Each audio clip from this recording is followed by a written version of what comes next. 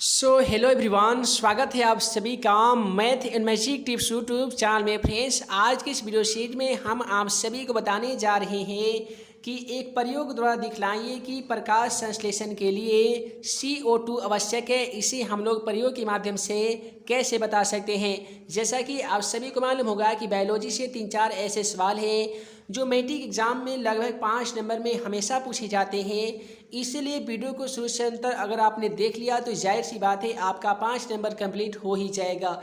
सवाल मैट्रिक के एग्जाम में इस प्रकार से आते हैं कि एक प्रयोग द्वारा दिखलाएं कि प्रकाश संश्लेषण के लिए सूर्य का प्रकाश आवश्यक है। फिर इस तरीके से भी सवाल पूछे जाते हैं कि एक प्रयोग द्वारा दिखलाएं कि प्रकाश संश्लेषण के लिए हरित लवक या क्लोरोफिल आवश्यक है।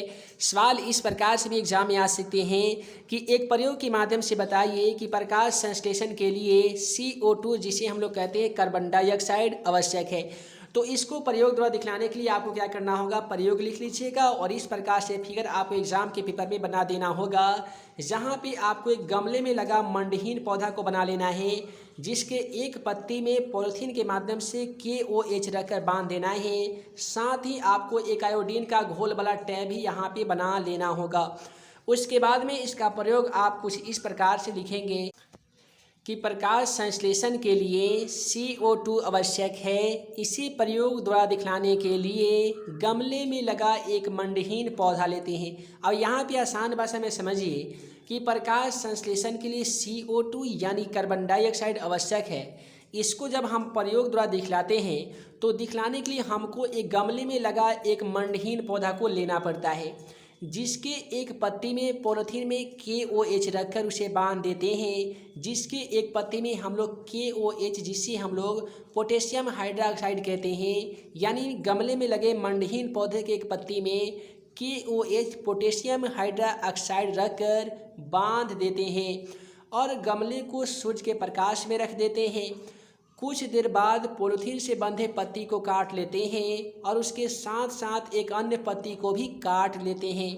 अब दोनों पत्तियों को आयोडीन के घोल में डाल देते हैं तो हम पाते हैं कि पॉलीथीन से बंधे पत्ती के रंग में कोई परिवर्तन नहीं हुआ है, अर्थात CO2 की अनुपस्थिति के कारण इस पत्ती में प्रकाश संश्लेषण की क्रिया संपन्न नहीं हुई है और जिस भाग पर पॉलीथीन नहीं बंधा गया था उस पत्ती का रंग गाढ़ा नीला हो गया है, अर्थात CO2 के उपस्थिति के कारण इसमें प्रकाश संश्लेषण की क्रिया संपन्न हुई।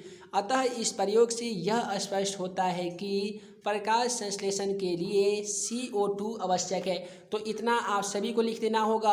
अब आइए आसान भाषा में हम लोग समझते हैं। देखिए, प्रकाश संश्लेषण के लिए CO2 आवश्यक है। इसे जब हम लोग प्रयोग के माध्यम से बताते हैं तो हमको एक गमले में लगा मंडहीन पौधा की जरूरत पड़ता है।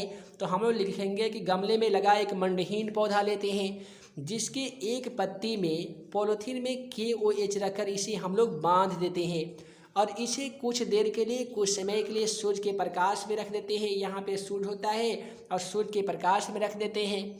उसके बाद में गमले में लगा मंडहीन पौधा के जिस भाग पर यहाँ पे पॉलीथीन से KOH बंधा गया था उस पत्ती को हम लोग काट देते हैं, साथ ही एक अन्य पत्ती को भी हम लोग काट देते हैं और ये दोनों पत्ती को परीक्षण करने के लिए आयोडीन के घोल में डाल देते हैं। जैसा कि आप सभी को मालूम होगा कि जब आयोडीन के घोल में कोई भी पत्ती को डालते हैं तो उसका रंग जो है वो गाढ़ा नीला हो जाता है।